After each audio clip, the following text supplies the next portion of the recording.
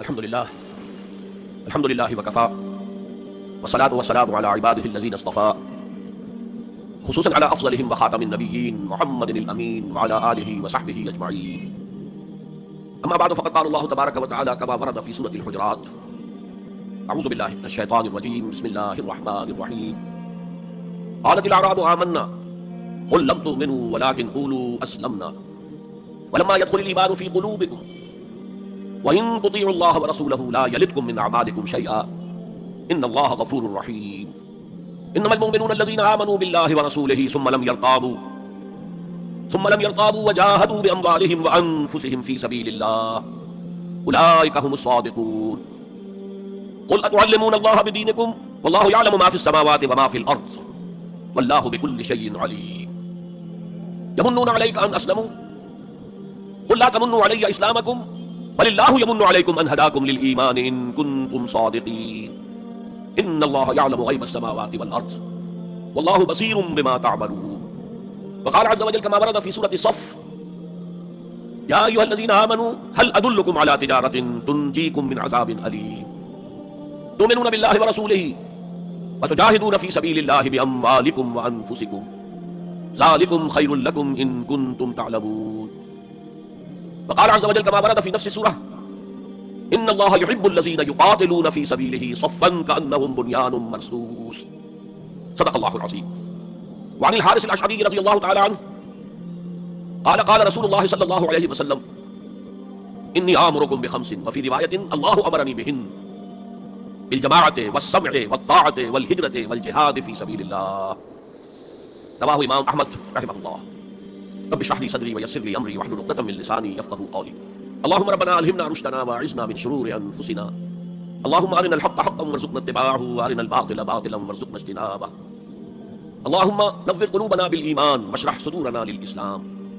اللهم وفقنا أن نجاهد في سبيلك بأموالنا وأنفسنا. اللهم ارزقنا شهادة في سبيلك آمین یا رب العالمین. معزز حاضرین اور محترم خواتین، السلام علیکم ورحمۃ اللہ وبرکاتہ. ہمارا جو آج کا موضوع ہے وہ عنوان ہی سے نظر آ رہا ہے کہ طوالت طلب ہے، ایمان، اسلام اور اللہ کی راہ میں جد و جہد. سب سے پہلی بات اس ضمن میں یہ سمجھنی چاہیے کہ قرآن مجید میں ایمان اور اسلام اور مومن اور مسلم تقریباً ہم معنی اور مترادف الفاظ کے طور پر استعمال ہوئے. اگرچہ ایمان کا زیادہ تعلق انسان کے باطن سے ہے، اس کے ذہن سے ہے، قلب سے ہے، اور اسلام کا زیادہ تعلق اس کے عمل سے ہے، تاہم جس شخص کے دل میں ایمان ہے اور عمل میں اسلام ہے اسے آپ مومن کہیں یا مسلم کہیں کوئی فرق واقع نہیں ہوتا. Call the rose by any name, it will smell as sweet.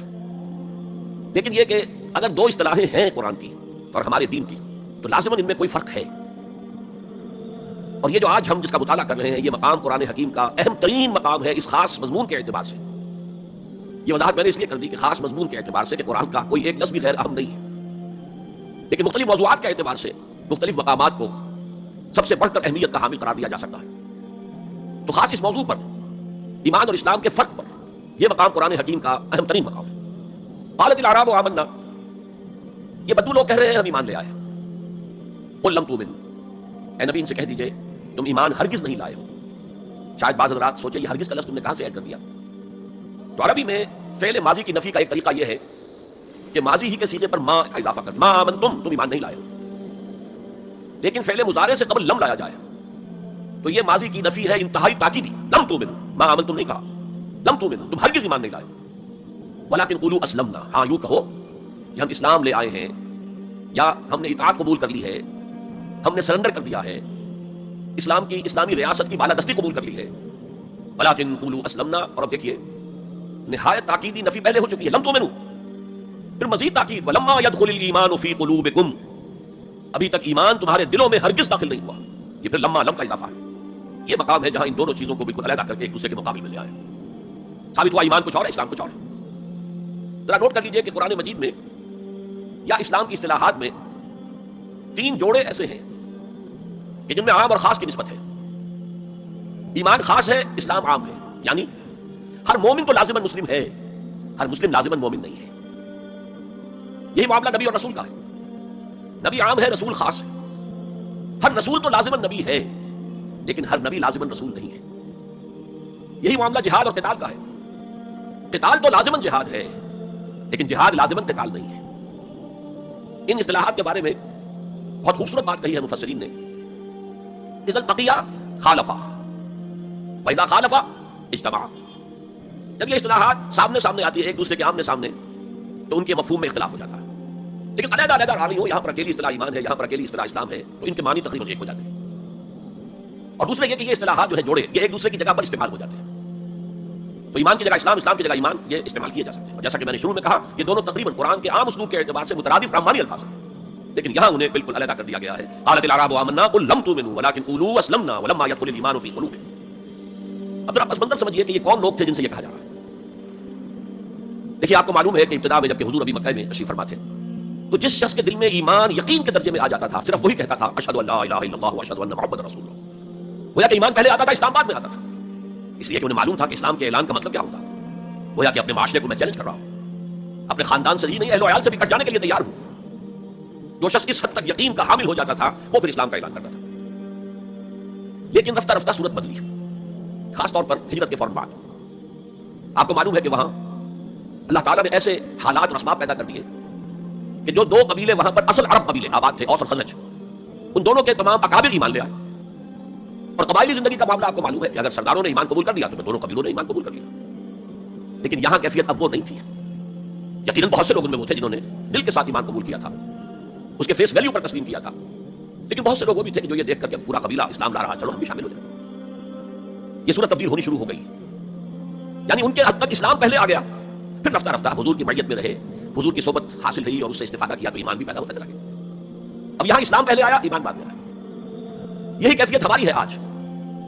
ہم مسلمان تو پیدائشی طور پر ہیں, مسلمان والدین کے گھر میں پیدا ہوئے, اللہ یہ کہ کوئی اور کسی دوسرے مذہب سے تعلق رکھنے والا ایمان قبول کرتا ہے, اسلام قبول کرتا ہے, تو اسے بھی اپنے خاندان سے کٹنا پڑتا ہے, اسے اسی طرح کے حالات سے, چاہے وہ مار پیٹ اور وہ پرسیکیوشن اور وہ تشدد اور وہ ٹارچر نہ ہو جو ہو رہا تھا مکہ مکرمہ میں. لیکن بہرحال کافی کچھ قیمت انسان کو ادا کرنی پڑتی ہے اپنے اسلام کے قبول کرنے کی. لیکن ہماری 99,999 فی لاکھ جو اکثریت ہے وہ تو انہیں پر مشتمل ہے جو آباء و اجداد کی وجہ سے due to accident of birth مسلمان ہیں. تو اسلام تو پیدائشی طور پر مل گیا, پیدا ہوتے ہی داہنے کان میں اذان پڑھی گئی, بائیں میں اقامت کہی گئی. بڑا عجیب سا نکتہ ہے, ایک صاحب نے جب بیان کیا تو میں باقی چونک گیا. انسان کی پیدائش کے وقت اذان دی گئی اور اقامت کہی گئی, نماز کوئی نہیں. اور اس کے انتقال کے وقت نماز پڑھی گئی بغیر کسی اذان کے, بغیر کسی اقامت کے. گویا کہ اس نماز کی اذان اور اقامت پیدائش کے وقت ہے جو نماز جنازہ کی شکل میں اس کی موت کے وقت پڑھی جا رہی ہے. اور یوں کہا جا سکتا ہے کہ ہماری یہ دنیاوی زندگی بس اتنے ہی وقفے کا نام ہے جتنی کہ اذان اور اقامت اور نماز کے درمیان ہوتی ہے. بہرحال یہ جو صورتحال کی تبدیلی ہوئی, جس کو میں نے کہا کہ ہمارے ہاں یہ دوسری تبدیلی 100% موجود ہے. یہ تبدیلی اپنے کلائمیکس کو پہنچ گئی جب حضور کو اللہ تعالیٰ نے اتنی کامیابی عطا کی کہ مکہ بھی فتح ہو گیا. تو اگرچہ عرب میں کوئی فارمل گورنمنٹ نہیں تھی, کوئی حکومت فارمل وہاں قائم نہیں تھی, لیکن قریش کا مقام پورے عرب میں ایسے ہی تھا جیسے کہ کسی ملک کا صدر مقام ہوتا ہے. مذہبی مرکز وہی تھا, خانہ کعبہ وہاں تھا, تمام قبیلوں کے بت وہاں رکھے ہوئے تھے, قریش اس کے متولی تھے, لہذا قریش کو امتیازی حیثیت حاصل ہو گئی. اور اس کا سب سے بڑا معاشی فائدہ جو انہیں ہوا تھا وہ یہ تھا کہ جبکہ دوسرے کسی قبیلے کا کوئی تجارتی قافلہ بچ کر نہیں جا سکتا تھا, اس پہ لوٹ مار, وہاں قریش کے قافلے کو کوئی ہاتھ نہیں لگاتا تھا. اس لیے کہ ہمارے تو خدا ان کے ہاسٹیجز ہیں, ہمارے بت جو ہے رکھے ہوئے ہیں ان کے پاس خانہ کعبہ کے اندر. اگر ہم ان کے قافلے پر کوئی حملہ کریں گے تو ہمارے بتوں کی گردن توڑ کر یا ایسے اٹھا کر باہر پھینک دیں گے. تو بہت بڑا سیاسی اور بہت بڑا معاشی فائدہ قریش کو تھا اس خانہ کعبہ کی وجہ سے. اور اس پر ایک پوری صورت ہے قرآن مجید کی, لإلاف قریش إیلافهم رحلة الشتاء والصيف فليعبدوا رب هذا البيت الذي أطعمهم من جوع وآمنهم من خوف. اس گھر کی وجہ سے ان کو معاشی فوائد حاصل ہے اور امن حاصل ہے.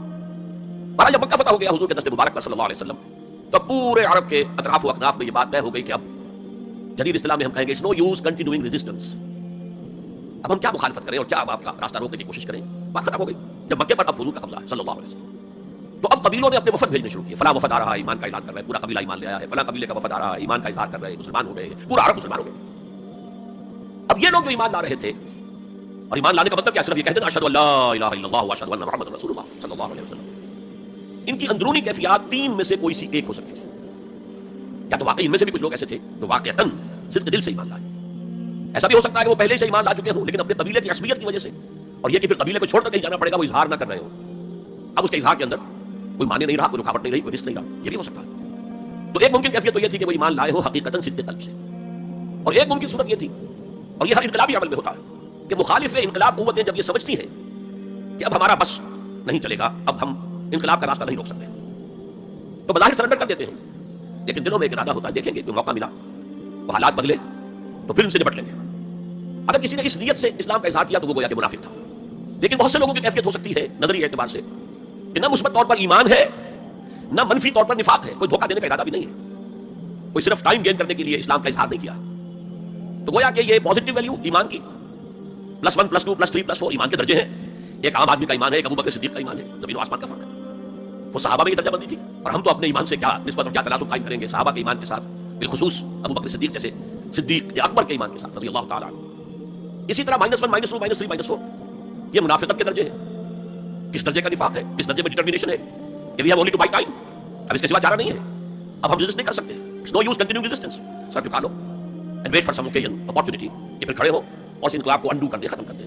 کاؤنٹر ریولوشنری موومنٹ جیسے کہ بالفعل ہوئی, جھوٹے نبی کھڑے ہو گئے, اور ایک مرحلہ تو ایسا آیا کہ معلوم ہوتا تھا کہ پورا عرب مرتد ہو گیا. جیسے وہ شکل تھی اذا جاء رسول اللہ والفتح ورأيت الناس يدخلون في دين الله افواجا, اس کے بالکل برعکس پوزیشن ہو گئی یخرجون من دین اللہ افواجا. اسلام جو ہے وہ صرف چند شہر جو ہیں حجاز کے ان تک محدود رہ گیا. ابن تیمیہ رحمۃ اللہ علیہ نے ایک عنوان قائم کیا ہے, اثبات الاسلام بغیر الایمان, اسلام کا اثبات تسلیم کر لینا اسلام کو بغیر ایمان کے. اس آیت کے حوالے سے قالت الاعراب آمنا قل لم تؤمنوا ولكن قولوا اسلمنا فلما يدخل الايمان في قلوبكم. اب اگلا ٹکڑا اس آیت کا یہ ثابت کر رہا ہے کہ وہ منافق نہیں تھے. وَإِن تُطِيعُوا اللَّهَ وَرَسُولَهُ لَا يَلِدْكُم مِّنْ أَعْمَالِكُمْ شَيْئًا, اگر تم اللہ اور اس کے رسول کی اطاعت کرتے رہو, اس لیے اسلام کے معنی یہ تو ہے, یہ تو لازماً کرنا ہوگا. وہ دور جو ہے آج کی طرح تو نہیں تھا کہ نماز نہ پڑھو تب بھی مسلمان, پڑھو تب بھی مسلمان, کروڑ پتی ہونے کے باوجود حج نہ کرو تب بھی مسلمان. یہ بات تو نہیں تھی اس وقت, یہ کہ اطاعت تو کرنی پڑتی تھی, اس لیے کہ اطاعت تو ظاہر ہو جاتی, کوئی کر رہا ہے کون نہیں کر رہا ہے. ایک چھوٹی سی بستی مدینے کی, ان میں کون نماز پڑھ رہا ہے کون نہیں پڑھ رہا, صاف واضح ہوتا تھا. زیادہ منافقین کو بھی آ کر نماز پڑھنی پڑتی تھی, بلکہ جو رئیس المنافقین تھا وہ ہمیشہ پہلی صف میں ہوتا تھا. اور جب حضور صلی اللہ علیہ وسلم خطبہ دینے کے لیے کھڑے ہوتے تھے تو پہلے وہ کھڑا ہوتا تھا اور کہنا لوگوں دیکھو ان کی بات توجہ سے سنو, یہ اللہ کے رسول ہے. وہ اپنی اہمیت جتانے کی خاطر, اس لیے کہ یہ جو اوس اور خزرج کے دو قبیلے تھے, ان میں اوس کا قبیلہ چھوٹا تھا, خزرج کا بڑا تھا, اور اس کا سردار یہ تھا سب سے بڑا. اور اس کے لیے طے ہو چکا تھا, مدینے والے ضرورت کو محسوس کر رہے تھے کہ یہاں 5 قبیلے آباد ہیں, اور 2 تو قدیم عرب کے ہیں جو یمن سے آ کر آباد ہوئے, اوس اور خزرج, اور 3 عرب سے باہر سے آئے ہوئے ہیں یہودی قبائل, بنو قینقاع, بنو نذیر یا نزیر اور بنو قریظہ. اب 5 قبیلوں کا ایک شہر ہے, ہر قبیلے کا نظام تو اپنی جگہ مستحکم ہے, اس کا ایک سردار ہے, اور اس کی بات قبیلے والوں کو ماننی ہے. لیکن 5 کے درمیان معاملات جو ہیں, کوئی آربیٹریٹر ہونا چاہیے, کوئی ایک ایسا ہونا چاہیے شخص کہ جس کی بات وہ 5 سنے اور مانے. اس لیے انہیں بادشاہ کی ضرورت محسوس ہوئی کہ کسی کو ہم اپنا بادشاہ بنا لیں. اور قرۂ فال بنامے من دیوانہ زدن عبداللہ ابن ابی, اس کے بارے میں طے ہو گیا یہ ہمارا بادشاہ ہوگا. اس کے لیے تاج تیار ہو گیا سونے کا, تاج پوشی باقی تھی کہ حضور تشریف لے آئے بے تاج بادشاہ کی حیثیت سے. اس کے سارے خواب بکھر گئے. لہٰذا منافق اول بھی وہ, رئیس المنافقین بھی وہ. ایمان تو وہ بھی لے آیا, اگر لایا ذرا لیٹ غزوہ بدر کے بعد, لیکن یہ ہے کہ وہ ایمان لایا تھا اسی انداز کا کہ ابھی دیکھیں گے, ہوا دیکھو, ہوا کا رخ دیکھو, تیل دیکھو, تیل کی دھار دیکھو, کوئی حالت ایسی ہو جائے کہ پھر معاملہ پلٹ کر دیا جائے. تو یہاں کہا جا رہا ہے وَإِن تُطِيعُوا اللَّهَ وَرَسُولَهُ لَا يَلِدْكُم مِّنْ أَعْمَالِكُمْ شَيْئًا, جبکہ منافق کا کوئی عمل بھی قبول نہیں. لیکن یہاں فرمایا گیا کہ اگر تم اللہ اور اس کے رسول کی اطاعت کرتے رہو گے تو اللہ تعالیٰ تمہارے اعمال کے اجر و ثواب میں کوئی کمی نہیں کرے گا.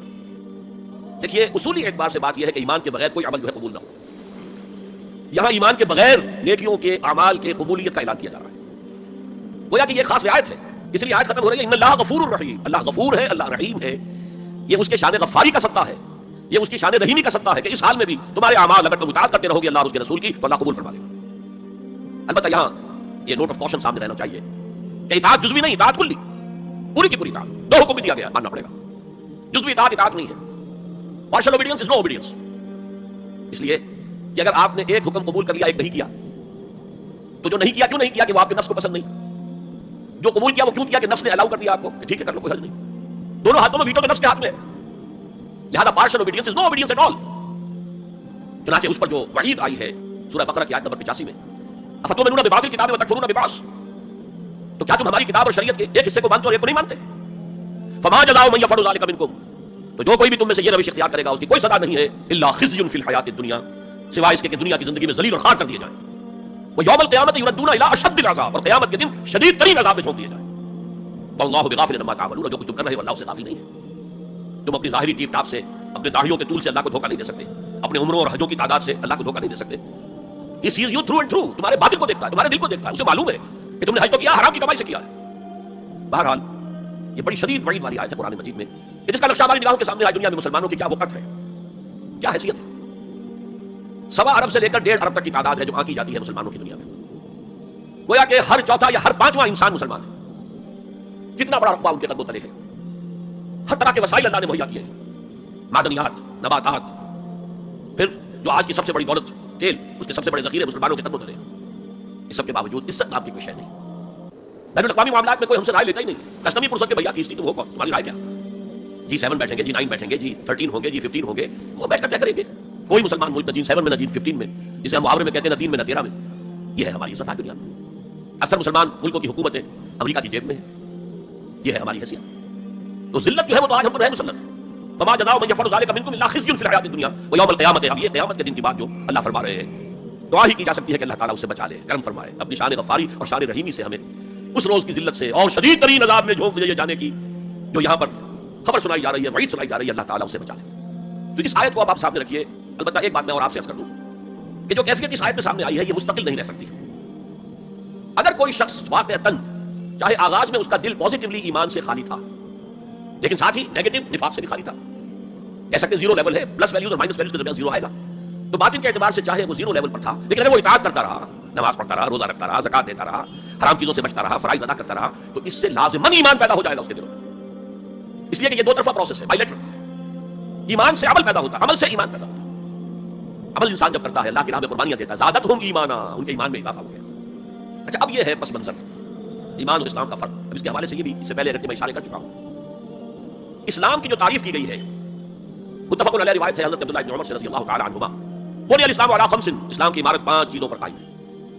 شہادت لا الہ الا اللہ وان محمد رسول اللہ واقام الصلاۃ وایتاء الزکاۃ وصوم رمضان وحج البیت من استطاع الیہ سبیلا.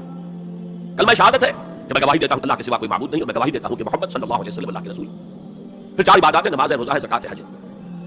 تو اسلام جو ہے دنیا میں قائم ہے ان 5 بنیادوں پر. اب ان میں خاص طور پر دیکھیے لفظ ایمان کہیں نہیں آیا. گویا کہ اسلام کی بنیاد اقرار باللسان پر ہے, اور دنیا میں کسی شخص کے مسلمان سمجھے جانے کا دار و مدار صرف کسی پر ہوگا. اگرچہ بعض فقہا نے کہا ہے کہ تصدیق بالقلب ہونی چاہیے صاحب, ٹھیک ہے, لیکن آپ ویریفائی تو نہیں کر سکتے نا. دنیا میں تو معاملہ قانون کا ہے, اور قانون تو ویریفائبل فیکٹس کے اوپر فیصلہ کرے گا. ہم نہ کسی کے ایمان کو ویریفائی کر کے سند دے سکتے کہ ایمان ہے, نہ کسی کے ایمان کی نفی کر سکتے. تو دنیا میں معاملہ سارا اسلام پر ہے. ایک مسلمان اسلامی ریاست کا مکمل شہری ہے, ایک مسلمان معاشرے کا مکمل ایک رکن ہے. اسلام ہی پر سارا نظام ہے اس دنیا میں, لیکن آخرت میں سارا دار و مدار ایمان پر ہے. اس لیے کہ اللہ تو معذور نہیں ہے کہ دلوں کے حال کو نہ جانتا ہو. ان اللہ لا ينظر الى صوركم ولا الى اموالكم ولكن ينظر الى قلوبكم واعمالكم. اللہ تعالیٰ نہ تمہاری صورتوں کو دیکھتا ہے نہ تمہارے مالوں کو دیکھتا ہے, بلکہ وہ تو دیکھتا ہے تمہارے دلوں کو اور تمہارے اعمال. امام بخاری رحمۃ اللہ علیہ کا موقف کہ ایمان میں عمل بھی شامل ہے انٹیگرل پارٹ کی حیثیت سے, یہ حقیقی ایمان کے اعتبار سے 100% درست ہے. دل میں یقین ہوگا تو کیسے عمل اس کے خلاف ہو جائے. لیکن لیگل اور کانسٹیٹیوشنل لیول پر اسے ہم اسلام کہیں گے, عمل علیحدہ ہے, ایمان علیحدہ ہے. اور ایمان حقیقی گھٹتا بھی ہے, بڑھتا بھی ہے. زادتہم ایمانا وما زادہم الا ایمانا وتسلیما. سورہ احزاب میں فرمایا کہ وہ جو 12,000 کا لشکر آ گیا تھا اور ایک شدید صورت پیدا ہو گئی تھی, اور محسوس ہوتا تھا perhaps this is the end, جیسے کہ ایک چراغ جل رہا ہے میدان میں رکھا ہوا اور جھکڑ چل رہا ہے بجھانے کے لیے. تو منافقین کا نفاق ان کی زبانوں پر آ گیا. ما وعد اللہ ورسولہ الا غرورا. ہم سے اللہ اور اس کے رسول نے جو وعدے کیے تھے وہ سب جھوٹے ثابت ہوئے. ہم سے کہا گیا تھا کیسر و کسریٰ کے خزانے تمہارے قدموں میں ہوں گے, اور آج کیا ہے, ہم رفع حاجت کے لیے باہر نہیں جا سکتے. تو منافقین کے اندر کا روگ جو تھا وہ ان کی زبانوں پر آ گیا. اور اہل ایمان کا معاملہ کیا ہوا, انہوں نے جب دیکھا رما راول احزاب قالوا هذا ما وعد اللہ ورسولہ, ان کا یہی تو ہے جس کا ہم سے اللہ اور اس کے رسول نے وعدہ کیا تھا. یہ آیت تو سورہ بقرہ میں نازل ہو چکی تھی. وَلَنَبْلُوَنَّكُمْ بِشَيْءٍ مِّنَ الْخَوْفِ وَالْجُوعِ وَنَقْصٍ مِّنَ الْأَمْوَالِ وَالْأَنفُسِ وَالثَّمَرَاتِ وَبَشِّرِ الصَّابِرِينَ. ہم لازماً آزمائیں گے تمہیں, لازماً آزمائیں گے, خوف سے, بھوک سے, فقر و فاقے سے, جان اور مال اور ثمرات کے ضیاع سے اور زیاں سے. فصل تیار کھڑی ہے اور عین وقت آ گیا ہے جنگ کا, اور وقت پر فصل کھجور کی اتاری نہ گئی تو تباہ ہو جائے گی. لیکن نہیں نکلنا ہے. یہی معاملہ تھا جو کہ تبوک کے موقع پر ہوا. قحط کی کیفیت تھی اور اب فصل تیار تھی, اب ساری امیدیں اس فصل پر تھی کھجور کی. ظاہر ہے کہ کھجور کی فصل اتارنا کوئی عام خواتین کا کام تو نہیں ہے, لیکن مردوں سے کہا جا رہا نکلو اللہ کے نام سب کے سب. پہلی مرتبہ نفیر عام تھی, ہر سائے میں ایمان نکلے. ایک بہت بڑی آزمائش. تو جو راسخ الایمان تھے, صادق الایمان تھے, ان کا رد عمل سچویشن ایک ہی ہے. منافقین کہہ رہے ہیں ما وعد اللہ ورسولہ الا غرورا, ہمیں تو اللہ اور اس کے رسول نے سب زبان دکھا کر بروا دیا. اور اہل ایمان کہہ رہے ہیں ھذا ما وعد اللہ ورسولہ وصدق اللہ ورسولہ وما زادہم الا ایمانا وتسلیما. اور ان میں نہیں کوئی شے بڑی مگر ایمان اور تسلیم کے. جبکہ وہ جو کانسٹیٹیوشنل ایمان ہے وہ جامد شے ہے, it's a legal status that you get as a Muslim. تو یہ اسٹیٹس نہ گھٹتا ہے نہ بڑھتا ہے. یہ نہیں ہو سکتا کہ ایک باپ کے اگر 2 بیٹے ہیں اور ایک متقی ہے, زاہد ہے, عابد ہے, تہجد گزار ہے, دوسرا فاسق و فاجر ہے, تو وراثت میں اس تہجد گزار کو زیادہ حصہ ملے اور دوسرے کو جو ہے وہ کم ملے. نہیں, ایکول المسلم کفر لکل مسلم. تمام مسلمان آپس میں جہاں تک ان کے لیگل اور پولیٹیکل حقوق کا تعلق برابر. تو یہ فرق ہے ایمان اور اسلام میں. البتہ یہ میں آپ کو بتا چکا ہوں کہ یہ بھی ہو سکتا ہے کہ اسلام پہلے آئے, ایمان بعد میں آئے. ہم میں سے جب بھی اللہ تعالیٰ کسی کو نصیب فرما دے حقیقی ایمان, یقین والا ایمان, جیسے میں نے دعا کی اللہم نور قلوبنا بالایمان, اللہ ہمارے دلوں کو منور کر دے, روشن کر دے ایمان کے ساتھ, نور ایمان سے جگمگا اٹھے ہمارا دل, واشرح صدورنا للاسلام, اور ہمارے سینوں کو کھول دے اسلام کے لیے, اسلام کی ہر شے ہمیں حسین نظر آئے. حضور صلی اللہ علیہ وسلم کی حیات طیبہ کے آخری ایام میں یہ واقعہ پیش آیا کہ حضور مسجد نبی میں تشریف فرمائے, مجمع موجود ہے. اچانک ایک شخص ظاہر ہوتا، شدید و بیاض ثیاب، شدید و سواد شعر، اس کا لباس انتہائی سفید صاف، کوئی اس پر دھبا نہیں، داغ نہیں، میل نہیں، بال انتہائی سیاہ چمکدار، گرد آلود نہیں، ولا یعرفہ احد منا، اور ہم میں سے اسے کوئی پہچانتا بھی نہیں تھا، کسی بھی ریت سے خاک سے بالکل آلودہ ہوئے بغیر بال ہیں، تو شاید یہ مدینے کا رہنے والا ہو، تو مدینے والوں میں سے کوئی تو ہوتا کہ اس کو جانتا پہچانتا، کوئی نہ کوئی تو گریٹ کرتا اس کو، آؤ ادھر آ جاؤ میرے پاس آ جاؤ، کوئی نہیں۔ اور اگر براہ راست باہر سفر سے آ رہا ہے تو کچھ گرد آلود بال ہوتے، کچھ کپڑے پہلے کچھ چلے ہوتے، تو لوگ حیران تھے، اور مزید یہ کہ اس نے سیدھا تیر کی طرح مجمع کو چیرتا ہوا حضور کے عین سامنے جا کر بیٹھ گیا، ہم لوگ حیران ہیں یہ ہے کون، اس کی یہ جرأت، یہ جسارت، اور اس طرح دو زانو بیٹھا کہ حضور کے گھٹنوں کے ساتھ اپنے گھٹنے جوڑ دیے اور حضور کی رانوں پر اپنے دونوں ہاتھ رکھ دیے۔ اب سوال کیا، یا محمد اخبرنی عن الاسلام، اے محمد مجھے بتاؤ اسلام کیا ہے؟ حضور نے فرمایا وہی جو میں ابھی آپ کو حدیث سنا چکا ہوں، الاسلام ان تشهد ان لا الہ الا اللہ وان انا رسول اللہ وان تقیم الصلاۃ وتؤتی الزکاۃ وتصوم رمضان وتحج البیت ان استطعت الیہ سبیلا۔ پھر کہا اخبرنی عن الایمان، لیکن یہ کہ ان روایتوں میں بھی اس کو روایت کرنے والے بہت سے صحابہ ہیں، عبداللہ ابن عمر بھی ہیں، حضرت عمر خود بھی ہیں رضی اللہ تعالیٰ عنہما، ابو ہریرہ بھی ہے، عبداللہ ابن مسعود بھی ہیں، کیونکہ مجمع میں واقعہ ہو رہا تھا نا، تو مجمع کے اندر تو بہت سے لوگ سن رہے ہیں، اگرچہ جیسے آج بھی ہوگا کہ میں جو بات کہہ رہا ہوں آپ میں سے بہت سے حضرات میری ساری بات سن کر اگر کہیں جا کر رپورٹ کریں گے تو ان کی باتوں میں اختلاف ہو جائے گا، لہٰذا اس حدیث کی روایت میں اختلاف ہے۔ بعض روایت تو یہ ہے کہ پہلے پوچھا اخبرنی عن الایمان، پھر پوچھا اخبرنی عن الاسلام، اور یہ جو حضرت عمر کی روایت ہے اس میں ہے سب سے پہلے آپ نے پوچھا اخبرنی عن الاسلام، پھر دوبارہ سوال آیا اخبرنی عن الایمان۔ اچھا اس کے بعد ایک دو سوال اور بھی کیا، میں تفصیل میں نہیں جا سکتا، پھر وہ شخص چلا گیا، حضور نے کہا آپ کو بلانا واپس، دیکھا تو کہیں بھی نہیں، زمین کھا گئی، آسمان میں چکر لے گیا، اللہ جانے۔ تب حضور نے فرمایا اوہ یہ جبرائیل تھے جو تمہیں تمہارا دین سکھانے آئے تھے، یعلمکم دینکم اذ لم تسألوہ، جبکہ تم نے اس کے بارے میں سوال نہیں کیا، اور یہ پہلی بار ہے کہ میں جبرائیل کو پہچان نہیں سکا، انسانی شکل میں وہ آئے اور میں پہچان نہیں پایا، اور اکثر حضرت دہیہ کلبی کی شکل میں آتے تھے انسانی صورت میں، جب بھی حضرت جبرائیل آتے تھے، حضرت دہیہ کلبی جو ہے وہ بہت ہی حسین جوان رانا ان کی شکل میں آتے تھے۔ بہرحال یہ اتنا اہم مسئلہ ہے کہ اس کو کلیئر کرنے کے لیے کہ دودھ کا دودھ پانی کا پانی علیحدہ ہو جائے، ایمان کیا ہے، اسلام کیا ہے، دنیا کا نظام اسلام پر ہے، ایمان پر نہیں ہے، آخرت کا معاملہ ایمان پر ہے، اسلام پر نہیں ہے۔ وہ شخص مسلمانوں کا بہت بڑا قائد ہو، بہت بڑا لیڈر ہو، لیکن ہو سکتا ہے آخرت میں زیرو ہو۔ میں حدیث سنا چکا ہوں آپ کو، ایک شخص دنیا میں شہید سمجھا جا رہا تھا، ایک شخص دنیا میں بہت بڑا عالم سمجھا جا رہا تھا، ایک شخص دنیا میں بہت بڑا سخی سمجھا جا رہا تھا، اور اللہ نے سب کے دعوے جو ہے ان کی نفی کر دی۔ تم نے جنگ کی تھی اس لیے قالا جریون کہا جائے، بہت ہی جری آدمی ہے صاحب، بہت بہادر آدمی، کیا کہنے اس کے، یہ قالا سخیون، بھائی بڑا سخی آدمی ہے، سخاوت کے دریا بہا دیا اس نے، بھائی بہت بڑا عالم ہے، اس سے علم کا کتنا جو ہے لوگوں کو فیض پہنچا ہے، وقت قیلا، یہ تمہارا مقصود تھا، وہ مقصود دنیا میں حاصل ہو چکا، تمہاری شہرت کے ڈنکے بج چکے، اب یہاں تمہارے لیے کچھ نہیں، اور پھر اللہ حکم دے گا اور فرشتے منہ کے بل گھسیٹتے ہوئے اسے جہنم میں جھونک دیں گے، تو وہ اسلام وہاں کام نہیں آئے گا، بلکہ اسلام کیا، اسلام پر اتنی اضافی خوبیاں بھی کام نہیں آئیں گی اگر دل میں ایمان نہیں اور اس کے نتیجے میں نیت درست نہیں۔ حقیقت البر پر ہم گفتگو کر چکے ہیں کہ اصل حقیقت کیا ہے۔ اسی موضوع پر اصل میں امام ابو حنیفہ جو فقیہ ہے، ان کی کوئی کتاب اور تصنیف فقہ پر نہیں ہے، وہ سارے ان کے شاگردوں کے فتاوی ہیں جو بعد میں مرتب ہوئے، ہاں ان کی ایک تصنیف ہے الفقہ الاکبر، بڑی فقہ جو میجر ایشوز ہیں، مسلمان کون ہے اور مسلمان گناہ کبیرہ کرے تو کافر ہو جاتا ہے یا نہیں ہو جاتا، بعض احادیث سے ثابت ہوتا ہے کہ وہ تو کافر ہو گیا، ایمان سے محروم ہو گیا، میں وہ حدیث سنا چکا ہوں آپ کو، واللہ لا یؤمن واللہ لا یؤمن واللہ لا یؤمن، خدا کی قسم وہ شخص مومن نہیں، خدا کی قسم وہ شخص مومن نہیں، خدا کی قسم وہ شخص مومن نہیں۔ صحابہ لرز گئے، کانپ گئے، قیل من یا رسول اللہ، حضور کس کے بارے میں ارشاد فرما رہے ہیں؟ فرمایا الذی لا یامن جارہ بوائقہ، وہ شخص کہ جس کی ایذا رسانی کی وجہ سے اس کا پڑوسی چین میں نہیں، امن میں نہیں، سکون میں نہیں، تو بظاہر تو نتیجہ نکلا کہ ایمان کی اتنی نفی ہو رہی تو کافر ہے، اور یہی سب سے بڑی غلطی جو سب سے پہلا فرقہ پیدا ہوا اسلام میں، وہ اسی بنیاد پر ہوا تھا۔ خوارج کا موقف یہی تھا، گناہ کبیرہ کا مرتکب کافر ہے، اور کافر ہے تو گویا کہ مرتد ہے، اور مرتد ہے تو واجب القتل ہے، اس کا مال بھی تم پر مباح ہے کہ لے لو اور قبضہ کر لو، اس کی بیویاں بیٹیاں بھی تم پر مباح ہے کہ انہیں اپنی قریدیں بنا لو۔ حالانکہ بڑے متقی لوگ تھے خوارج، حضرت علی کو بہرحال ان سے جنگ کرنی پڑی، 4000 خوارج جو ہے جنگ نہروان کے اندر قتل ہوئے، اور پھر خوارج کی تکفیر پر امت کا اجماع ہوا کہ وہ دائرہ اسلام سے خود خارج ہو گئے۔ ان موضوعات پر امام ابو حنیفہ کی تسلیم اپنی ہے، گناہ کبیرہ سے بھی وہ شخص کافر نہیں ہوتا۔ بہرحال ہمارا جو اصل موضوع ہے اس کی طرف میں آ رہا ہوں، اسلام اور ایمان کو جب علیحدہ علیحدہ اشتراک کر دیا، نیچرلی ایک سوال پیدا ہوتا ہے کہ پھر مومن کو ڈیفائن کیجئے، who is the مومن؟ we want to be acknowledged as مومنز، کیا پری ریکوزٹس ہیں، کیا شرائط ہیں؟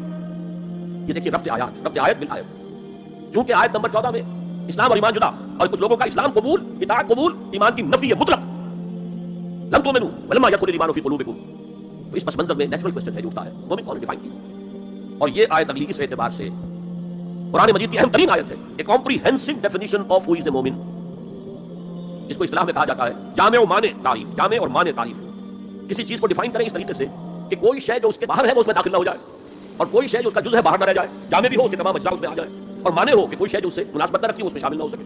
جامع و مانع تعریف مومن کی وہ اس آیت میں، آیت نمبر 15، انما المؤمنون الذين آمنوا بالله ورسوله ثم لم يرتابوا۔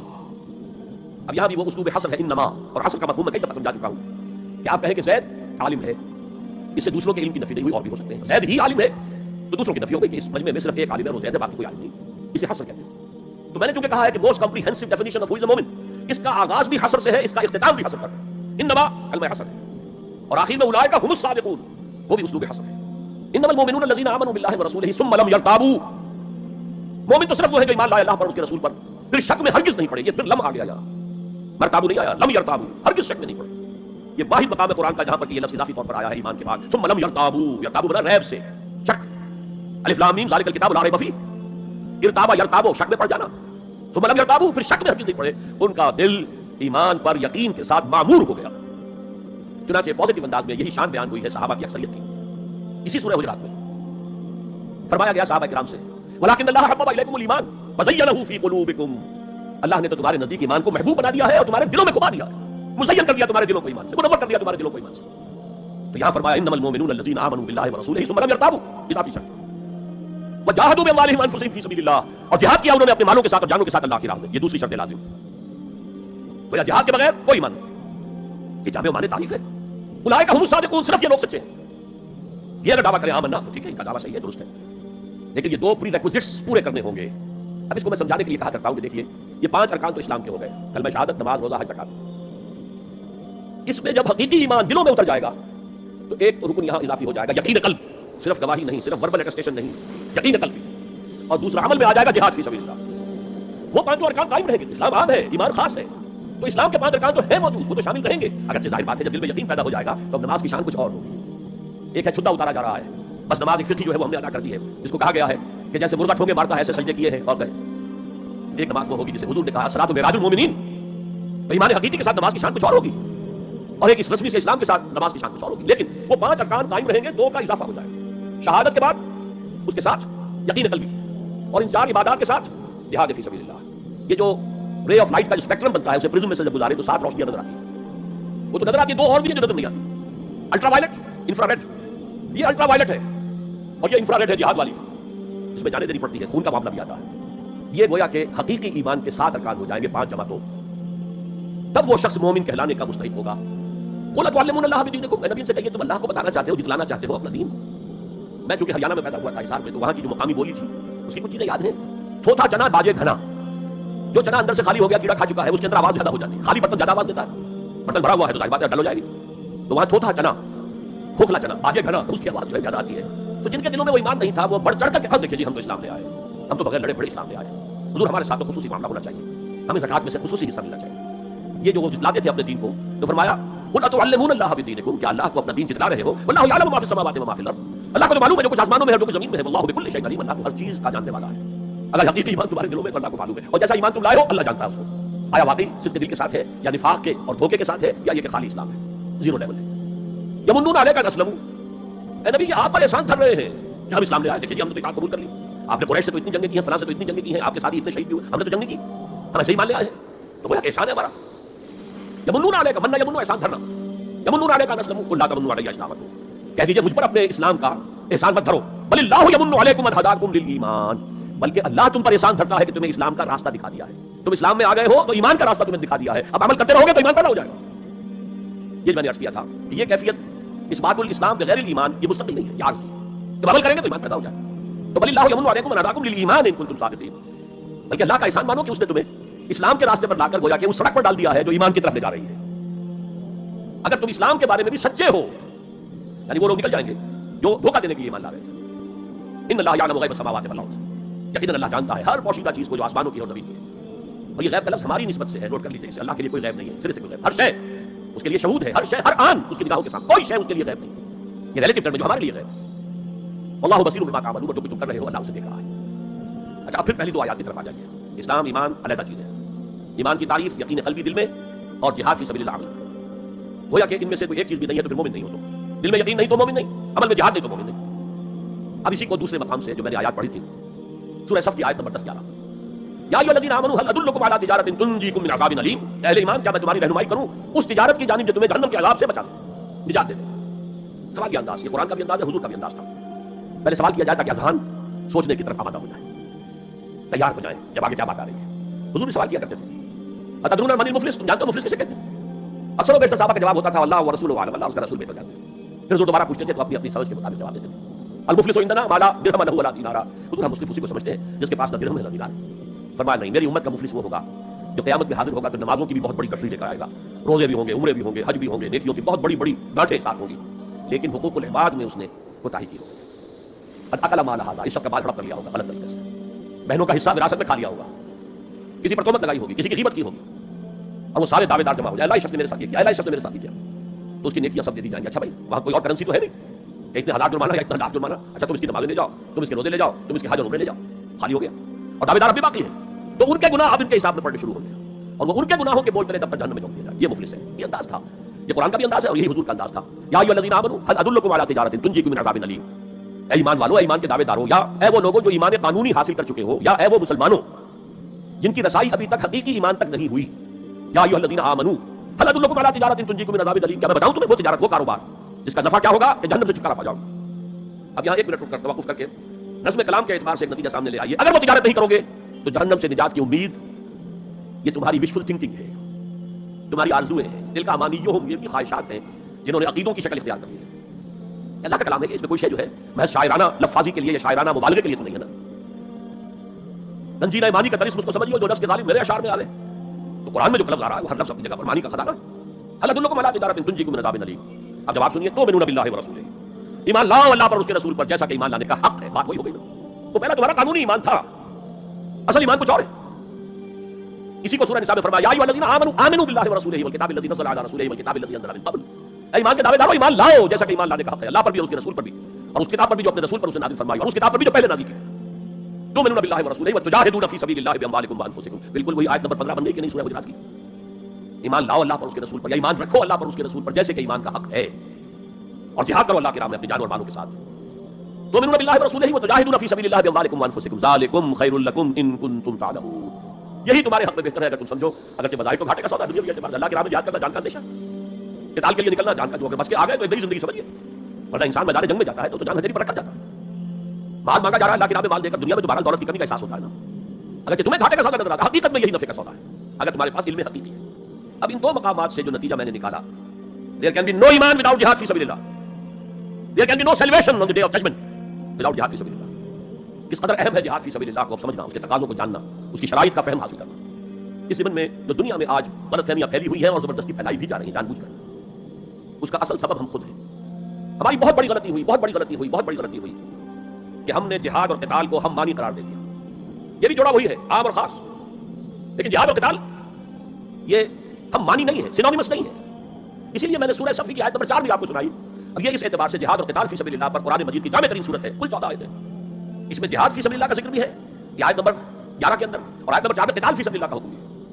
ان اللہ یحب الذین یقاتلون فی سبیلہ صفا کانہم بنیان مرصوص. اللہ کو محبوب تو وہ بندے ہیں اس کی راہ میں جنگ کرتے ہیں صفے باندھ کر گویا کسی سے پلائی ہوئی دیوار. قتال فی سبیل اللہ، جہاد فی سبیل اللہ، دو اصطلاحات ہیں، ان کا مفہوم بالکل ایک تو نہیں ہو سکتا. ہمارے ہاں ان دونوں کو مترادف قرار دے دیا. اس کے نتائج کیا نکلے؟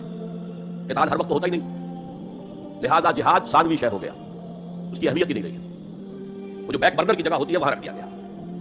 بعض لوگوں نے ایک اور غلطی کی اس کے برعکس، جہاد کی اہمیت کے پیش نظر انہوں نے اسے ارکان اسلام میں داخل کر دیا. یہ بہت بڑی جسارت ہے، اس لیے کہ متفق علیہ حدیث حضرت عبداللہ ابن عمر سے میں سنا چکا ہوں 5 ارکان اسلام کے، اور حدیث جبرائیل میں اسلام کی ڈیفینیشن ہوئی 5 چیزیں. چھٹی چیز داخل کرنے کا کسی کو حق نہیں. ارکان اسلام میں جہاد فی سبیل اللہ شامل ہے، ارکان ایمان میں شامل ہے. There can be no ایمان without جہاد فی سبیل اللہ. There can be no salvation، نجات کا کوئی امکان نہیں ہے اگر جہاد فی سبیل اللہ. ہم نے مترادف بنا کر ایک طرف تو سیکنڈری حیثیت دے دی اس کو، اور اس سے ستم والا ہے ستم. مسلمان جنگ کرے وہ جہاد فی سبیل اللہ ہے. مسلمان بادشاہ ہے، زانی ہے، شرابی ہے، بدماش ہے، عیاش ہے، اور وہ صرف کسی اپنے پڑوسی غیر مسلم ملک پر حملہ کر رہا ہے تاکہ اس کی ریونیوز بڑھ جائے، اس کی آمدنی بڑھ جائے، اس کی عیاشیوں کا میں اضافہ ہو جائے، وہ بہت زیادہ بڑے محل بنائے، تو اس کی جنگ جہاد فی سبیل اللہ ہوگی. ہم نے بدنام کیا جہاد فی سبیل اللہ. اب غیر مسلم تو یہ سب کچھ دیکھتے ہیں، جہاد کسے کہتے ہیں؟ اسی کے اعتبار سے پھر مفہوم ان کے سامنے آتا. یہ مغالطہ ہم نے ڈالا، اس کے نتائج آج ہم بھگت رہے ہیں. اب سمجھیے مثبت طور پر جہاد فی سبیل اللہ ہے کیا، اس کے مراحل کیا ہیں. ایک 9 سٹوری بلڈنگ کا آپ تصور کریں گے جس کی نئی منزل پر جا کر قتال آئے گا، اس سے پہلے نہیں، لیکن اس سے بھی پہلے لفظی معنی کیا ہے جہاد کے؟ جہاد کا لفظ جوہد سے، جوہد کے معنی کوشش، جد و جہد تمہیں ہم بولتے ہیں، اور آج کے عنوان میں بھی جد و جہد ہی کا لفظ استعمال ہوا. لیکن جیسا کہ میں نے کہا تھا مختلف ابواب میں آنے سے معنی بدلتے ہیں. جہاد یا مجاہدہ، جوہد یک طرفہ ہے، کوشش، کسی کام کے لیے آپ کوشش کر رہے ہیں to exert yourself for something, for some objective. لیکن جہاد یا مجاہدہ بنے گا جبکہ 2 افراد ایک دوسرے کے مقابلے میں آ کر کوشش کر رہے ہیں، کشاکشی ہو رہی ہے. لہذا کوشش اور کشاکش اس میں جو فرق ہے، کشاکشی ایک ٹیم ادھر ایک ادھر ہے، وہ رسے کو ادھر کھینچ رہی ہے ادھر کھینچ رہی ہے، یہ 2 طرفہ عمل ہے جہاد یا مجاہدہ. اسی طریقے سے قتل اور مقابلہ یا قتال، کوئی سا جا رہا تھا آپ نے شوٹ کر لیا، یہ قتل ہے، یک طرفہ عمل. 2 فوجیں آمنے سامنے ہیں، یہ ان کو قتل کرنا چاہتے ہیں، وہ ان کو قتل کرنا چاہتے ہیں، یہ قتال ہے، یہ جنگ ہے. یا مقاتلہ ہے، دونوں مصدر ہیں یہ، جوہد کوشش. اچھا انگریزی میں آپ کیا کہیں گے؟ To strive for something, کسی چیز کے لیے کوشش کرنا. اور جہاد کیا ہوگا؟ To struggle against something, وہ اگینسٹ ہوگا، اسٹرگل محنت. اس فرق کو ذہن میں رکھیے، جوہد کوشش، ٹو اسٹرائیو کوشش کرنا، جہاد کشاکش کھینچ تان. جہاں جوہد کے مقابلے میں آ جائے وہ اس کو ناکام کرنے کی کوشش کرے، یہ اس کو ناکام کرنے کی کوشش کرے. ایک ویکینسی ڈکلیئر ہوئی ہے، اب آپ پورا زور لگا رہے ہیں، جو سفارش ہو سکے، جو کچھ ہو سکے کسی طریقے سے مجھے ملے. ایک اور شخص بھی زور لگا رہا ہے، یہ آپ کا جہاد ہو رہا ہے. اور قتل ایک طرفہ عمل ہے، قتال جنگ ہے دو طرفہ. اب دیکھیے یہ جو جہاد ہے یہ اس کائنات کی سب سے بڑی حقیقت ہے. Every living organism on this planet is continuously in جہاد. آپ خود کہتے ہیں اسٹرگل فار ایگزسٹنس، مقابلہ نہیں ہوتا اس میں. کاروبار میں مقابلہ ہو رہا ہے، ملازمتوں میں مقابلہ ہو رہا ہے، مقابلوں کے امتحان ہو رہے ہیں. حیوانات جرسوم ہیں چھوٹے چھوٹے سے، اسٹرگل فار ایگزسٹنس. اسے جہاد زندگانی کہیں گے آپ، جہاد زندگی. Every living creature, every living organism is engaged in continuous جہاد، اسٹرگل فار ایگزسٹنس. اس کو جہاد زندگانی کا نظریہ اقبال نے. یقین محکم عمل بہم محبت فاتح عالم، جہاد زندگانی میں ہے یہ مردوں کی شمشیر. اچھا مسلمان بھی جب یہ کام کرتا ہے جوہد للبقاء، اسٹرگل فار ایگزسٹنس، اگر وہ شریعت کے احکام کے مطابق کر رہا ہے تو یہ عبادت ہے. اگر حرام ذریعہ استعمال کر رہا ہے، غلط ذریعہ استعمال کر رہا ہے، دھوکہ دے رہا ہے، جھوٹی قسمیں کھا رہا ہے، تو یہ حرام کے درجے میں چلا گیا. اور اگر آپ اپنی اس جوہد بقاء کو، جہاد وجود کو، جہاد زندگانی کو اسلام کے اصولوں کے مطابق کر رہے ہیں، یہ عبادت ہے. حضور نے فرمایا قاسم و حبیب اللہ، جو شخص محنت کر کے کماتا ہے وہ اللہ کا ساتھی، اللہ کا دوست حبیب اللہ. اور سب سے بہترین کھانا بتایا وہ ہے رزق، جو اپنے ہاتھ کی کمائی سے محنت مشقت. بہرحال یہ جہاد کا آغاز ہے. میں نے کہا تھا یہ یونیورسل فینومینن ہے، یونیورسل، اس کائنات کی سب سے بڑی حقیقت یہ ہے. اس سے اوپر اٹھیے، انسانی سطح پر سب سے بڑا جہاد اپنے حقوق کا حصول، the freedom struggle, struggle for self determination. کوئی قوم آ کر آپ پر حاکم ہو گئی، اسے نجات حاصل کرنا. یہ جہاد فی سبیل الحریت. فی سبیل کسے کہتے ہیں؟ For the cause of, in the cause of. جہاد فی سبیل الحریت جائز ہے، سب کریں گے، سب کی آزادی حق ہے، کسی کو غلام بنا کر رکھنے کا کسی کو اختیار نہیں ہے. تو struggle for freedom it's a universal phenomenon. اور مسلمان بھی اگر کرے گا اور اللہ کی حدود کے اندر رہ کر کرے گا تو وہ بھی اللہ کے ہاں وہ اجر و ثواب کا مستحق ہوگا، بلکہ اگر جان دے دے گا شہید شمار ہوگا. اس لیے کہ حضور کی ایک حدیث ہے، من قتل دون مالہ فہو شہید، جو شخص اپنے مال کی حفاظت میں مارا گیا وہ بھی شہید ہے. اب آپ کہیں جا رہے تھے، آپ کے پاس مال ہے، جیب میں کچھ ہے، کوئی ڈاکو آ گیا، آپ کو گھیر لیا. اب آپ کے پاس دو راستے کو، آپ لو بھائی جو کچھ ہے یہ حاضر ہے، لے لو، میری جان بخشی کرو. اور ایک کہ آپ ڈٹ جائیں، اس ڈٹ جانے میں اگر جان چلی گئی تو آپ شہید ہیں. من قتل دون مالہ، تو مال سے تو ہزار گنا بڑی شے ہے حریت، فی سبیل الحریہ. لیکن ہم نے کیا غلطی کی؟ فریڈم اسٹرگل کو بھی جہاد فی سبیل اللہ کہہ دیا. بہت بڑی غلطی، جس کا سب سے بڑا مثال میں آپ کو بتاتا ہوں. یہ مڈ 50s کی بات ہے. میں اپنے MBA سے فارغ ہو کر منگومری میں، جو اب ساہیوال کہلاتا ہے، جا کر آباد ہو گیا تھا والدین کے پاس. الجزائر میں اس وقت فریڈم اسٹرگل چل رہی تھی فرانس کے خلاف. تو اس کے لیے کچھ فنڈز حاصل کرنے کے لیے ایک وفد آیا پاکستان کے دورے پر. ایک تو کرنل صاحب تھے، کرنل عودہ، وہ تو داڑھی موچھ صاحب تھے جیسے ہوتے ہیں عام طور پر فوجی. لیکن ایک بہت بڑے عالم دین علامہ بشیر الابراہیمی الجزائری، بہت مشہور، بہت بڑے عالم صاحب تھے. انہوں نے جو تقریر کی عربی میں جہاد فی سبیل اللہ، جہاد فی سبیل اللہ، واقعہ یہ کہ وجد میں آ گیا پورا مجمع. وہ لوگ تو وجد میں نہیں آ سکے ہوں گے جنہوں نے ترجمہ، جنہوں نے سنا، لیکن عربی سے واقف تھا، واقعہ وجد میں آ گیا. قرآن کا بیان، حدیث کے بیان، جہاد فی سبیل اللہ کی اہمیت، جہاد فی سبیل اللہ کا مقام و مرتبہ. اچھا جو بھی ہو سکا پیسے ہم نے جمع کیے، کمیٹی بنائی، تھیلی پیش کی. ناؤ پریپیئر فار دی شاک. جب یہ جہاد کامیاب ہوا تو ایک سوشلسٹ ریاست قائم ہو گئی. How come? اگر یہ جہاد فی سبیل اللہ تھا تو اسلامی ریاست قائم ہونی چاہیے تھی. اگر درخت کام کرتا تو اس میں نمونی کیسے لگ گئی؟ معلوم ہوا کہ ہم نے غلطی کی تھی. ہم نے اسے جہاد حریت کی بجائے جہاد فی سبیل اللہ کہہ دیا. جہاد حریت جائز ہے اور اس کے لیے جان دینا بھی شہادت ہے، لیکن آپ نے اس کو جہاد فی سبیل اللہ کیسے کہہ دیا؟ چنانچہ یہ نوٹ کر لیجیے کہ میں نے جب افغانستان میں روسی فوجیں داخل ہو گئی تو جو وہاں پر ایک اسٹرگل شروع ہوئی ہے، ریزسٹنس شروع ہوئی ہے، میں نے اسے کبھی جہاد فی سبیل اللہ نہیں مانا. جہاد فی سبیل اللہ کا نعرہ لگوا کر امریکہ نے فائدہ اٹھایا، بڑے افغان، اور کام بن گیا اس کا آرٹ رائول جو ہے وہ ختم ہو گیا. اور نتیجہ پوری دنیا بھگت رہی ہے کہ بائی پولر کی بجائے یونی پولر دنیا ہو گئی. اور وہ جو ایک پول ہے جتنا طاقت کے نشے میں اس وقت چور چور ہے، وہ آپ کو معلوم ہے، مجھے تفصیل میں جانے کی ضرورت ہے. میں نے کہا تھا جہاد حریت ہے، جائز ہے، to defend your country against an invader, لیکن اسے جہاد فی سبیل اللہ نہ کہیں. اچھا اس سے آگے آئیے. اب ہیومن لیول پر اس سے اوپر ٹائپ کی سطح ہے نظریے اور نظام کے لیے جہاد. ایک نظریہ تھا مارکسزم، اس کی بنا پر نظام جو بنا وہ communism. Who really believed in Marxism and communism? He struggled to establish a communist state. یہ جہاد ہے فی سبیل الاشتراکیہ، اشتراکیت کی راہ میں جہاد کر رہے ہیں، جانے دے رہے ہیں، مر رہے ہیں. زار کی فوجیں جو ہے وہ شوٹ کر رہی ہے کھڑے ہو کر کے قطاروں کے اندر، جانے دے رہے ہیں. اس کے بغیر تو ظاہر بات ہے شہنشاہیت، زار کی شہنشاہیت کہیں جگہ چھوڑ سکتی تھی، کہیں اپنی جڑ چھوڑ سکتی تھی. تو یہ جو جہاد ہے یہ ہے نظریے کی بنیاد پر، اس نظریے پر ایک نظام قائم ہوتا ہے جس نظریے میں وہ بلیو کرتے ہیں کہ یہی حق ہے، یہی انسان کے لیے بہتر ہے، اسی میں عدل ہے، اسی میں انصاف ہے. اس کو قائم کرنے کی جدوجہد کرنا ان پر فرض. نہیں کرتے تو آپ کہیں گے ایسے جھوٹ موٹ کو بنا پھرتا کمیونسٹ، اس کی تو ساری دوستیاں، اس کے سارے تعلقات جو ہیں وہ تو کیپٹلسٹ کے ساتھ ہیں، تو ان کے ساتھ تنخواہ لیتا. آپ کہتے ہیں کہ نہیں کہتے؟ یہ ہے جہاد. اگر وہ نظریہ ایمان ہے اور نظام اسلام ہے اس کے لیے جو جہاد ہوگا وہ جہاد فی سبیل اللہ ہے. کسی اور مقصد کے لیے جہاد کو آپ جہاد فی سبیل اللہ نہیں کہہ سکتے. آپ ڈیموکریسی کے قیام کے لیے کسی بادشاہ کو ختم کر کے ڈیموکریسی کا نظام قائم کرنا چاہتے ہیں، جہاد ہے، جہاد فی سبیل الڈیموکراسیہ، جہاد for the cause of democracy, جہاد فار دی کاز آف اشتراکیت. اسی معنی میں قرآن مشرکین مکہ کو بھی مجاہد قرار دیتا تھا. وہ تھے مجاہدین فی سبیل الشرک، جانے نہیں دے رہے تھے، کیا قربانیاں نہیں دے رہے تھے، وہ اپنے عقیدے کے لیے، اپنے نظریے کے لیے، اپنے نظام کے لیے جانے دے رہے تھے. تو یہ ہے جہاد نظریے اور نظام کے لیے. پھر میں تیسری مرتبہ دہرا رہا ہوں، اگر وہ نظریہ ایمان ہے اور نظام اسلام کا ہے، قائم کرنا پیش نظر ہے، تو وہ ہے جہاد فی سبیل اللہ. اب اس کے 3 لیولز ہیں اور ہر لیول پر 3 سب لیولز ہیں. سب سے پہلا جہاد فی سبیل اللہ کا مرحلہ ہے کہ ایمان دل میں آ گیا تو ایک کشاکش اندر شروع ہو جائے گی. میں اگر فرائڈ کی اصطلاح استعمال کروں تو ایگو اور ایڈ یا لبیڈو میں تصادم ہوگا. آپ کے نفس کی خواہش کچھ اور ہے، ایمان کہتا ہے کشاکش ہوگی کہ نہیں. یہ اندرونی جہاد ہے اپنے نفس کے خلاف. جیسے فرعون نے کہا تھا الیس لی ملک مصر وہذہ الانہار تجری من تحتی، کیا میں بادشاہ نہیں ہوں مصر کا؟ مصر کی حکومت میری نہیں ہے، اور کیا یہ ساری نہریں جو ہے میرے نظام کے تحت نہیں چل رہی؟ اسی طرح برا نہ مانیے، ہمارا نفس کہتا ہے یہ جسم میرا ہے، میری ملکیت ہے، مائی ڈومین، میری خواہش پوری کرنی ہوگی. جیسے اس نے کہا میں نہیں جانتا کوئی خدا ہے میرے سوا، میرے اوپر میں نہیں مانتا. نفس بھی کہتا میں نہیں ماننے کو تیار، کیا حلال ہے کیا حرام ہے، کیا جائز ہے کیا ناجائز، میری خواہش پوری کرو. اس کے خلاف جہاد یہ پہلی منزل کا جہاد ہے. اور آپ کو معلوم ہے 3 منزلہ عمارت ہے، تو بلند ترین تو ہے تیسری منزل، اہم ترین ہے پہلی منزل. پہلی منزل بنے گی تو دوسری بنے گی، دوسری ہوگی تو تیسری بنے گی. پہلی منزل یہ ہے اور اہم ترین یہ ہے. اسی لیے مولانا روم نے کہا نفس ماں ہم کم طرف فرعون نیست، میرا نفس بھی فرعون سے کم نہیں ہے، لیکن ایراون نیست، اس کے پاس لاؤ لشکر تھا، اس نے زبان سے بھی کہہ دیا تھا انا ربکم الاعلی، میں ہوں خدا. میرا نفس بیچارہ اس کے پاس کوئی لاؤ لشکر نہیں، زبان سے تو یہ کچھ نہیں کہتا، اندر یہی کہتا میں بادشاہ ہوں اس وجود کا، میری مرضی پوری. اسٹرگل اگینسٹ دس بیسر سیلف، ایک سیلف ہے اونچی سیلف، خود ہی انا ایگو، اور ایک ہے یہ بیسر سیلف، حیوانی جبلتیں جو اندھی بہری ہیں، جو حلال حرام سے کوئی ضرورت نہیں، ان کے خلاف جہاد کرنا. آپ نے فرمایا صلی اللہ علیہ وسلم المجاہد من جاہد نفسہ، اصل مجاہد وہ جو اپنے نفس کے خلاف جہاد کر سکے. تمہارے اندر یہ دشمن تو بیٹھا ہوا ہے، ٹکڑا ہے، تمہیں کنٹرول کرنا، چلے وہ باہر کے دشمنوں سے جہاد کر دیں گے. تم نے ٹانگے کو گھوڑے کے آگے باندھ دیا. اور ایک دفعہ حضور سے پوچھا گیا ای الجہاد افضل یا رسول اللہ، اللہ کے رسول سب سے افضل جہاد کون سا ہے؟ فرمایا ان تجاہد نفسک فی طاعت اللہ، اپنے نفس کے خلاف جہاد کرو، اسے اللہ کا مطیع کرو. یہ جو اندر کی کشمکش ہے، کشاکش ہے، یہ جہاد فی سبیل اللہ کا نقطہ آغاز، اللہ کا مطیع بنانا ہے نفس کو. اس کے ساتھ 2 سب لیول اور ہیں. اس نفس کو بھڑکانے والی ایک قوت ہے انویزیبل، اور ویزیبل بھی ہے.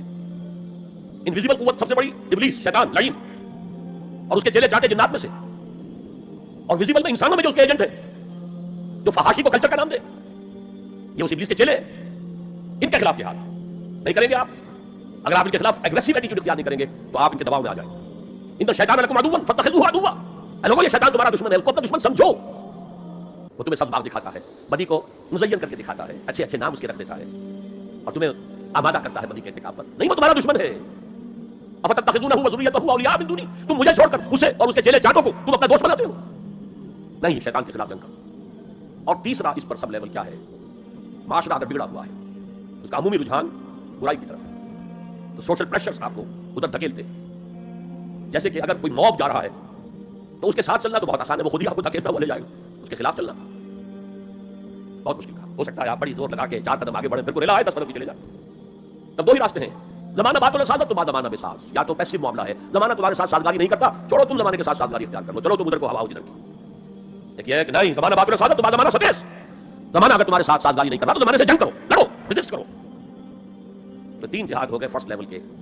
3 سب لیولز: نفس امارہ، لبیڈو، نفس حیوانی کے خلاف جہاد، اس کو بھڑکانے والے، وسوسہ اندازی کرنے والے، اس میں پھوکے مارنے والے، شیطان اور اس کی ذریت مانوی اور ذریت نسلی، جنات اور انسانوں میں جو اس کے ایجنٹ ہیں، ان کے خلاف جہاد، معاشرے کے خلاف اسٹرگل. اب یہ 3 جہاد آپ نے کر لیے، اللہ توفیق دے ہمیں سے ہر ایک کو. تو اب یہ جہاد آپ کے جسم سے باہر نکلے گا، خارج میں آئے گا. دوسری منزل ہے نظریاتی تصادم. اگر آپ نے ایمان کا نظریہ اختیار کیا ہے تو الحاد کا نظریہ رکھنے والے بھی موجود ہیں. آپ نے توحید کے نظریے کو اختیار کیا ہے تو مشرکانہ عقائد رکھنے والے بھی موجود ہیں. They are bound to resist. اس کے خلاف جہاد کرنا ہوگا، محنت کرنی ہوگی، اپنی بات کو دلائل سے ثابت کرنا ہوگا، اپنی بات کو اچھے انداز میں، حسن اسلوب سے لوگوں کے دلوں تک پہنچانا ہوگا. ظاہر بات ہے وقت لگے گا، جان کھپے گی، اور اگر آپ انتہائی سنسیئر ہیں، یہ آپ کا ایک لائف لانگ اور ہول ٹائم جو ہے آپ کی انگیجمنٹ ہوگی. اینڈ ٹائم از منی. جہاد بالمال، جہاد بالنفس، یہ ہے دعوت و تبلیغ کہہ لیں اسے، اپنے نظریات کو پھیلانا کہہ لیں. آخر مارکسسٹ نے اپنے نظریات کو پھیلایا، پہلے پیور فلسفی کی سطح پر ٹاپ انٹلیکچوئلز کو دنیا کے انہیں پوزیس کیا. اس کے بعد ادب کے ذریعے سے، ڈراموں کے ذریعے سے، شاعری کے ذریعے سے، افسانوں کے ذریعے سے وہ فکر جو تھا طبقاتی شعور، کلاس کانشسنس کا شعور پیدا کیا.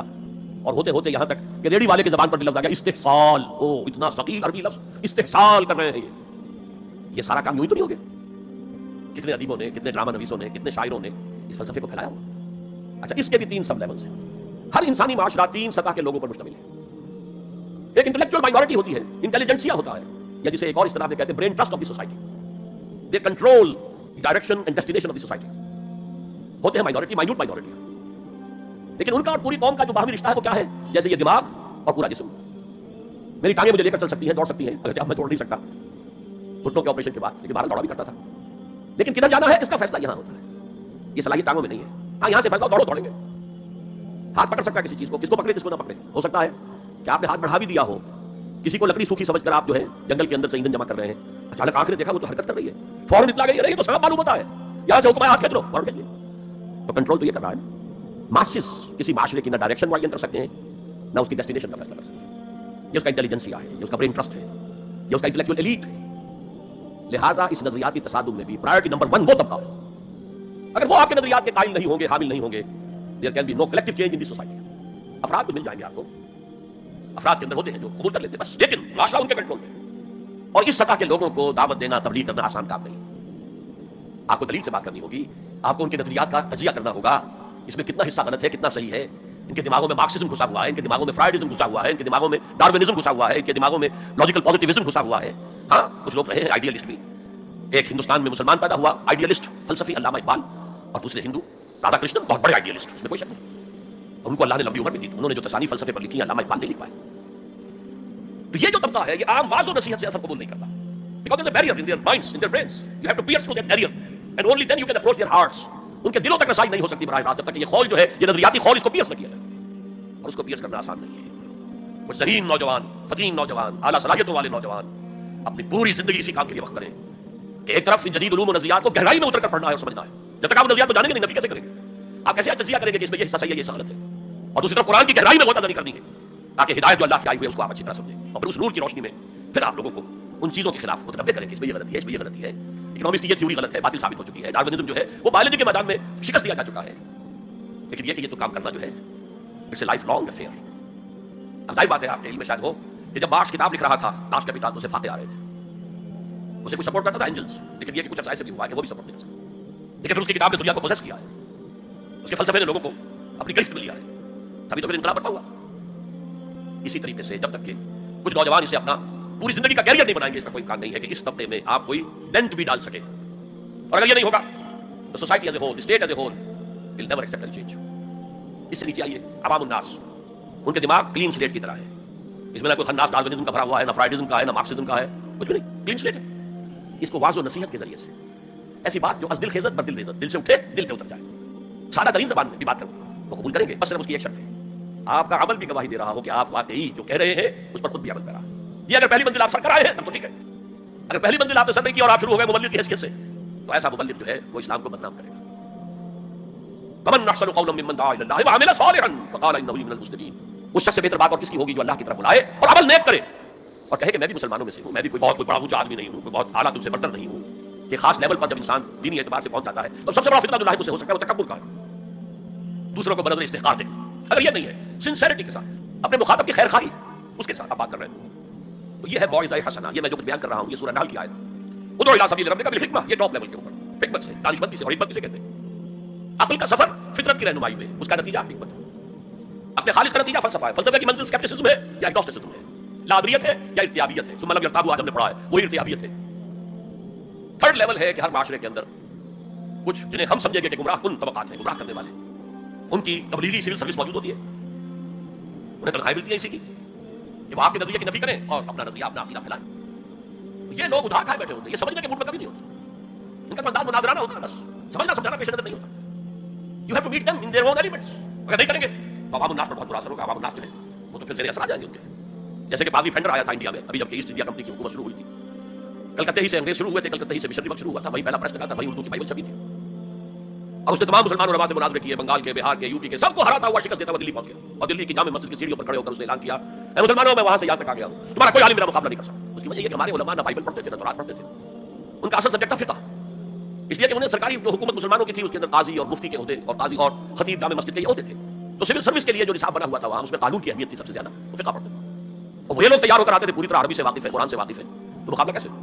اور اگر اس وقت کوئی شخص مقابلے میں نہ آ سکتا، ایک تو عجیب بات نوٹ کیجئے کہ اس وقت اسلام اور توحید کا دفاع کرنے والا سب سے بڑا ایک ہندو تھا، راجا رام موہن رائے، آئینہ تثلیث اس نے کتاب لکھی ہے جس میں کہ ٹرینٹی جو عیسائیت کی بنیاد ہے اس کی نفی کی اور توحید کا اس بات کیا۔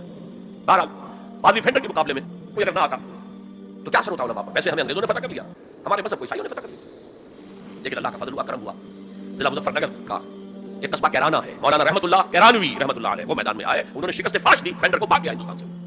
تو یہ جدال، اس کو قرآن کہتا ہے مناظرہ نہیں، عام لفظ استعمال ہوتا ہے مناظرہ، قرآن کہتا ہے مجادلہ، لیکن اس کے لیے بھی کیا کہتا ہے؟ جدال بھی کرو تو خوبصورت طریقے سے، گالا گلوچ نہ کرو، لوگوں کی توہین نہ کرو، ان کے جھوٹے معبود ہیں تو انہیں گالیاں مت دو، شریفانہ انداز میں بات کرو۔ یہ تین لیولز دعوت، ظاہر بات ہے کہ اس طرح کے مناظرے کے لیے بھی اسپیشل ٹریننگ کی ضرورت ہوتی ہے۔ اگر آپ ان مذاہب کی گہرائی میں نہیں اترے ہوئے، ان کی تاریخ کی جو ہے پورا پس منظر آپ کو معلوم نہیں، ان کے اسکرپچرز کو آپ نے نہیں پڑھا ہے، تو آپ کیسے کریں گے مناظرہ؟ تو یہ تین سب لیولز ہیں دعوت و تبلیغ کے، جہاد کے، جس میں جان بھی لگتی ہے، مال بھی لگتا ہے۔ ایک ادعو الی سبیل ربک بالحکمہ for the elite, intellectual elite, والموعظۃ الحسنہ فار دی کامن ماسز، وجادلھم باللتی احسن، اور جدال اور مجادلہ کرو ان کے ساتھ، لیکن بہت عمدہ طریقے سے، خوش اسلوبی سے، اس میں تہذیب ہونی چاہیے، شائستگی ہونی چاہیے، اگر وہ کہیں اس سے نیچے گر رہے تو مت گرنا۔ دو لیول اور 6 سب لیول ہو گئے، اب آئیے اس کا چوٹی کا جہاد ہے نظام کو بدلنا۔ مارکسزم کو مانا ہے تو فرض ہے کہ کمیونزم نافذ کرو، یہ سخت ترین مرحلہ ہے، اس لیے کہ ظاہر بات ہے کہ خلا تو کہیں ہے نہیں، کوئی نہ کوئی نظام تو ہے، وہ نظام اپنے آپ کو ڈیفینڈ کرتا ہے، وہ اسٹیٹس کو وہ چاہتا ہے، اس کے ساتھ جو پریویلیج کلاسز ہیں وہ چاہیں گے نظام یہی رہے، اسی کی شاخوں پر تو ہمارے آشیانے بنے ہوئے، ہمارے گھونسلے، ہمارے مفادات پر زد پڑ رہی ہے، learn up your lines, resist them. یہ معاملہ ہے جس میں تصادم آتا ہے، نظام تصادم کے بغیر نہیں بدل سکتا۔